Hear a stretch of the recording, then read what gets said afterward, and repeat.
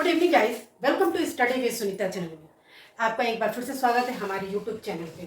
Guys, मैं previous video में आपको कुछ विराम चिन्ह पढ़ा चुकी हूँ और आज मैं फिर विराम चिन्ह ही पढ़ाने जा रही हूँ, क्योंकि आपके 20 विराम चिन्ह में से मैं आपको लगभग 5 या 6 पढ़ा चुकी हूँ। ठीक है ना।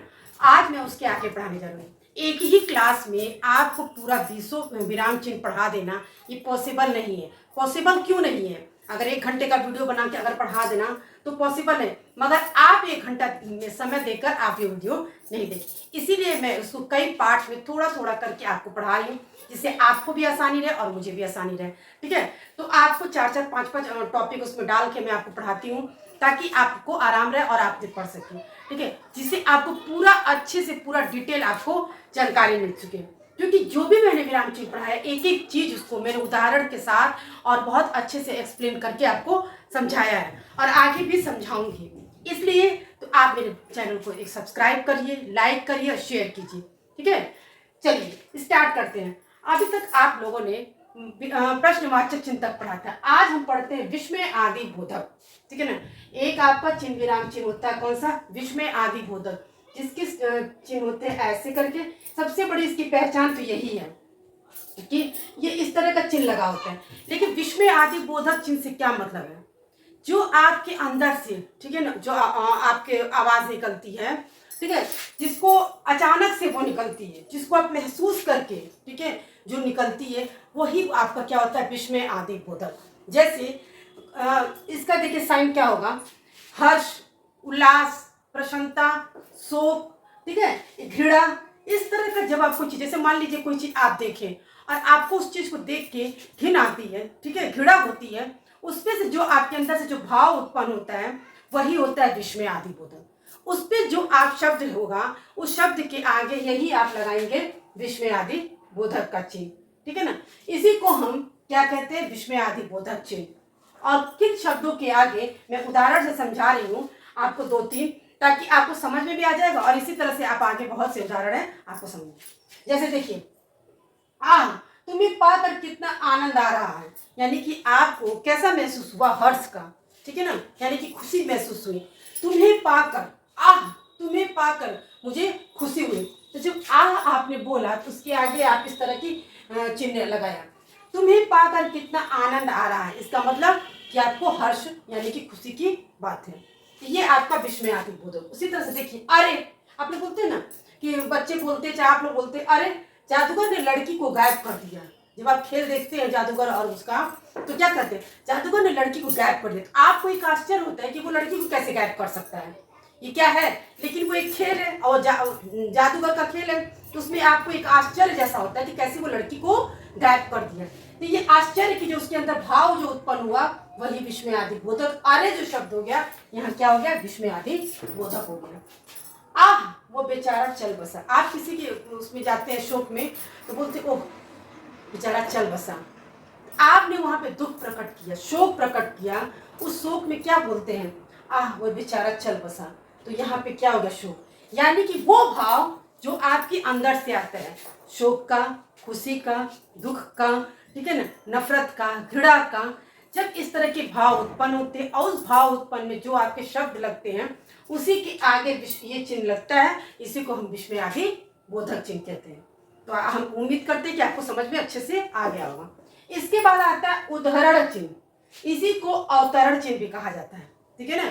श्री गुरु ने इसको अवतरण चिन्ह का उपाधि दी है। तो उद्धरण चिन्ह और अवतरण चिन्ह एक ही है। उसी उद्धरण चिन्ह को ही हम अवतरण चिन्ह करते हैं। इसका क्या है? इसको इंग्लिश में बोलते हैं डबल इन्वर्टेड कॉमा। ठीक है ना। तो यहाँ इंग्लिश में नहीं, हिंदी में बोलेंगे क्या? उद्धरण चिन्ह, अवतरण चिन्ह, यानी कि शुरू में लगता है 2 और बाद में 2 लगता है। ये कहाँ पे इस्तेमाल होता है? देखिए, जब किसी कथन को या किसी पुस्तक के अंश को ज्यों को त्यों, यानी कि आप अब कोई बात है, कोई वाक्य है जो आप कहते ज्यों का त्यों, उसमें कोई भी परिवर्तन ना करके ज्यों का त्यों रख देना, वही आपका वहां पे अवतरण चिन्ह या उसी को उद्धरण चिन्ह लगाते हैं। ठीक है ना। प्रारंभ और अंत में लगाते हैं। जैसे देखिए, कबीर बाड़ी के डिटेक्टर थे। डॉक्टर हजारी प्रसाद ने कहा है कि कबीर बाड़ी के डिटेक्टर थे। तो अपने बाड़ी की, जानती हैं कि आप लोग कबीर की बाड़ी का कितना वो है, तो आप कबीर बाणी के डिटेक्टर थे, इसीलिए इन बातों को जैसे कि तैसे बोला गया, वैसे ही के वैसे ही रखा गया है। इसीलिए यहाँ पे और यहाँ पे एक आगे और पीछे से जहाँ वाक्य खत्म हो रहा है वहाँ पे ये चिन्ह लगाया गया। इस चिन्ह को हम बोलेंगे उद्धरण चिन्ह या अवतरण चिन्ह। ये हमेशा याद रखिए, जब क्वेश्चन पूछता है कि उद्धरण चिन्ह क्या होता है और अवतरण चिन्ह, तो ये समझ जाइएगा कि दोनों एक ही चीज होता है। हम कैसे लगाते हैं यहाँ पे, ठीक है ना, ऐसे करके लगा, ये वहां लगाया जाता है जो बातें, जो वाक्य, जो चीजें आप जो का त्यों रख देना। मान लीजिए कोई ऐसा बुक का नाम है तो वहां पे लिखेंगे तो ज्यों का त्यों ही रख देना, वहां पे हम ये चिन्ह लगाते हैं, ठीक है। फिर आता है संयोजक चिन्ह। संयोजक चिन्ह जैसे आप लोग मैथ्स में माइनस का लगाते हैं, उसी तरह से ये रहता है। ये कहाँ पे लगाते हैं, इन्हें इसे सामासिक चिन्ह भी कर, सामासिक चिन्ह क्यों करते हैं, क्योंकि समास में इसको द्वंद्व समास में आता है। आपने पढ़ा होगा समास में, तो ये देखते होंगे समास में द्वंद्व समास में लगाया जाता है। और कहाँ लगाया जाता है, दो सहचर अथवा विपरार्थक यानी कि विलोम शब्द, मतलब आपका मध्य ये चिन्ह लगता है, ठीक है। यानी कि समासिक, सहचर और विपरार्थक शब्द। सहचर क्या होगा, एक दूसरे के एकदम समानता होनी चाहिए होगा सहचर, यानी कि साथ साथ वाला ऐसा शब्द जो इसके बिना इसका काम न चलना, साथ साथ। अब विपरार्थक एकदम उसके अलग, उल्टा, ठीक है। और समासिक पद जहाँ ये आपके द्वंद्व समास में लगता है। जैसे देखिए कुछ शब्द के उदाहरण से आप समझेंगे। सहचर शब्द से आचार विचार, जब भी हम बोलते हैं आचार केवल नहीं बोलते, ठीक है। आचार आप वो मत समझ लीजिएगा, एक आचार होता है, वो तो खाने वाले अचार की बात होती है। या आचार विचार कि आपके आचार विचार कैसे, बोलते हैं ना इसके आचार विचार बहुत अच्छा है, इसके आचार विचार आचरण इसके अच्छे। तो आचार के साथ हमेशा देखिए आचार विचार बोलते हैं, तो इसके दोनों के उसकी समानता है, इसके बिना इसकी दूसरे का काम नहीं चल सकता है। उसी तरह बोलते हैं ना इसका रंग रूप कैसा है, केवल रंग बोलते हैं। अगर रंग वहां बोलेंगे जहां केवल रंग का काम होता है, लेकिन जब किसी की सौंदर्य की, किसी की रूप निखरते की बात होगी तो वहां रंग रूप बोलेंगे। रंग रूप यानी कि किसी की शारीरिक उसमें, तो रंग के साथ हमेशा रंग रूप की बात है। आना जाना बोलते हैं ना, आना जाना, तो ये चीज जो है सहचर शब्द मिलता जुलता शब्द है। विपरार्थक शब्द यानी कि धरती का क्या होगा, आकाश, एक दूसरे के उल्टा, विलोम, दिन का रात, ठीक है ना। तो ये जो है कुछ ऐसे शब्द मैंने आपको लेके उदाहरण बताया, जैसे और भी बहुत शब्द है, तो आपको ये समझ में आ जाएगा। अब देखिए जैसे सामासिक पद में आपने पढ़ा होगा माता पिता, भाई बहन, घर द्वार। न माता पिता कई द्वंद्व समास सब जानते हैं, एक दूसरे के बिना एक दूसरे के पूरक होते हैं। माता और पिता दोनों ही जरूरी है और एक दूसरे के बिना अधूरे हैं। तो माता पिता, फिर घर होगा तो द्वार होगा ही होगा, भाई होंगे तो बहन होंगे, ये दोनों के एक दूसरे के पूरक हैं और इन दो शब्दों के बीच में ये चिन्ह लगता है। उसी तरह विपरार्थक जब दो चिन्ह ऐसे रहते हैं तो यहाँ पे हम ये चिन्ह लगाते हैं, संयोजक चिन्ह और सहचर शब्द में। एक बार फिर से आप ध्यान दीजिए कि संयोजक चिन्ह कहाँ लगता है, सहचर शब्द, विपरार्थक शब्द और आपके द्वंद्व समास में लगता है।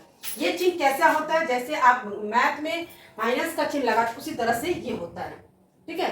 तो आई होप, मैं आपसे आशा करती हूँ कि आपको बहुत अच्छे से समझ में आ गया होगा, ठीक है।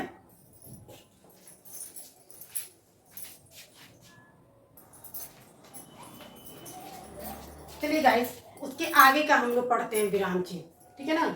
अभी तक जितना आपने पढ़ा उसके आगे हम लोग पढ़ते हैं। अब आगे है आपका कोष्टक चिन्ह, ठीक है ना। कोष्टक चिन्ह का ज्यादातर प्रयोग आप गणित में करते हैं, मैथ में करते हैं। छोटा कोष्टक, मध्य कोष्टक, बड़ा कोष्टक, इस तरह का होता है ये, ठीक है। ऐसे फिर ऐसे करके इस तरह से जब मैथ सॉल्व करते हैं उसमें रहता है। लेकिन और हिंदी में कहाँ हम प्रयोग करते हैं, चलिए इसके लिए पढ़ते हैं। किसी शब्द के अर्थ को स्पष्ट ले, क्रमांक, ठीक है ना, क्रम को घेरने के लिए, या नाटकों में पात्र जो होते हैं, नाटक का जो पात्र होते हैं जो उसमें काम करते हैं, उनकी गतिविधियों तथा रंग संकेतों के, तथा नाटकों में पात्र की गतिविधियों तथा रंग संकेतों के लिए होता है। जैसे देखिए दो बार लिखा गया है गलती से, जैसे कौंतय, ठीक है, होता है जिनको अर्जुन को किस नाटक में कहा जाए, कौंतय यानी कि अर्जुन को। उसी तरह कर्ण को क्या कहा जाता है, राघव। तो कोई नाम पात्र में, जैसे आपने अगर कौंतय बोला, अर्जुन को क्या, अर्जुन को ही कौंतय कहा जाता है, इसको जो कोष्ट में, इसी को कोष्टक कहते हैं, ठीक है। और इसी और राघव यानी कि कर्ण को। ये बात सुमित्रा पंत ने कहा है, सुमित्रानंदन पंत ने कहा है। देखिए किसी शब्द के अर्थ को स्पष्ट करने के लिए, ठीक है, आपको अर्थ, जैसे मान लीजिए हमको ये अर्थ स्पष्ट करना, कौन किसको कहा गया है, तो अर्जुन को।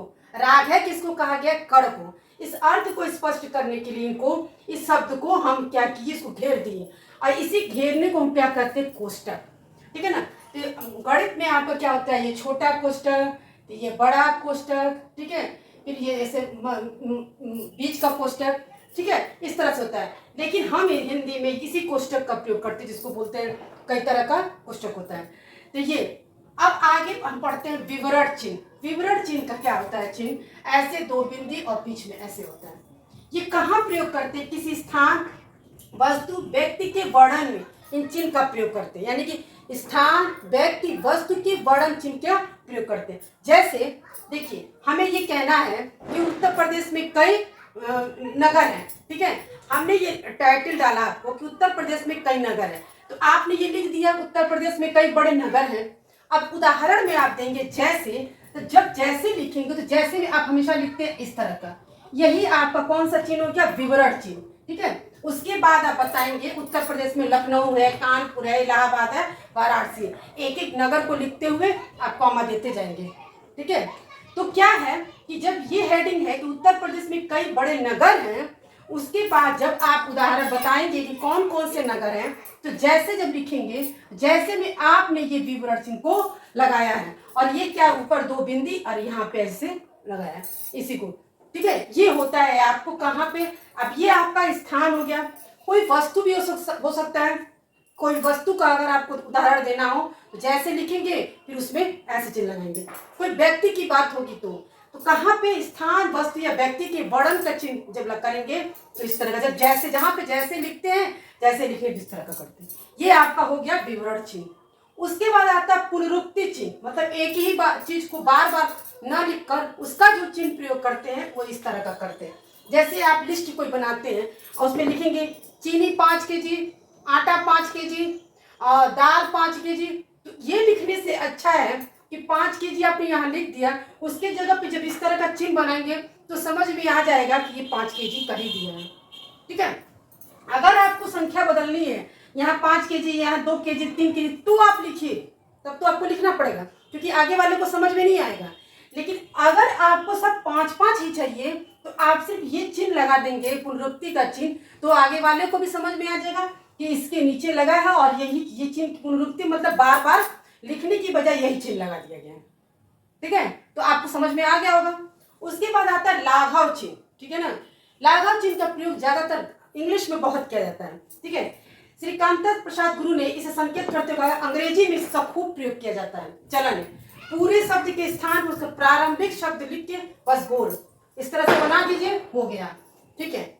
ये होता है, जैसे देखिए इसी को क्या कहते हैं, अब मान लीजिए आप डॉक्टर लिखते हैं, ऐसे कर दिए, ठीक है, नहीं डॉक्टर का आर लिख के फिर ऐसे करते हैं, तो क्या हो जाता है, ये जो चिन्ह हो जाता है, इसी को लाघव चिन्ह करते हैं। अंग्रेजी में इसका खूब चलन है, अंग्रेजी में ही ज्यादा प्रयोग किया जाता है, लेकिन हिंदी में भी प्रयोग किया जाता है। हिंदी में कैसे प्रयोग किया जाता है ये देखिए, इसको क्या कहते हैं, लाघव चिन्ह। जैसे प्र लिख के हमने ये चिन्ह प्रयोग किया, डा लिख के ये गोल बनाया, ख। अब इसको देखिए क्या पढ़ेंगे, प्रधान डाकघर। प्रधान डाकघर को हमने क्या किया, प्र को यानी कि शुरुआत का जो वर्ण है वहां पे लगा दिया चिन्ह, फिर डा को, घ को जो, ठीक है ना, जो शुरुआत के जो आपके एक वर्ण रहते हैं, ठीक है, उसके साथ अगर मात्रा है उसको लेंगे, नहीं है तो सिर्फ वही शुरुआत के एक वर्ण को लेके वहां पे लाघव चिन्ह यानी कि गोला बना देंगे उसी।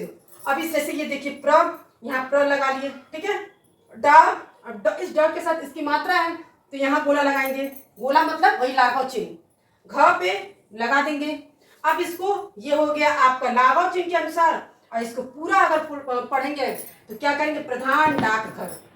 उसी तरह एक और उदाहरण देखिए, अल्प बचत, अ को क्या मैंने पहला वर्ड बोला, यहाँ लाघव चिन्ह लगाइए, ब को लाघव चिन्ह, यो को क्योंकि मैंने बताया उस वर्ड के साथ मात्रा होगी तो उसको लिए यो के साथ। अब क्या हो गया, अल्प बचत योजना, ठीक है ना।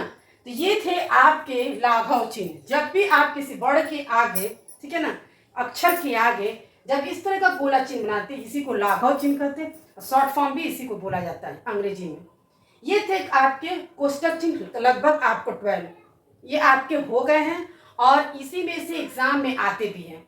बहुत बहुत इम्पोर्टेंट है ये आपके विराम चिन्ह। इसमें से एग्जाम में कहीं किसी भी तरीके से पूछ सकता है, लाघव चिन्ह का बना के ये कौन सा चिन्ह है, कहाँ प्रयोग होता है, पुनरुक्ति क्या होता है, विवरण चिन्ह क्या होता है, ये सब पूछा जा सकता है। ठीक है, तो इस वीडियो को पूरा देखिए, पढ़िए और समझिए। बहुत जल्दी नेक्स्ट वीडियो में मिलते हैं।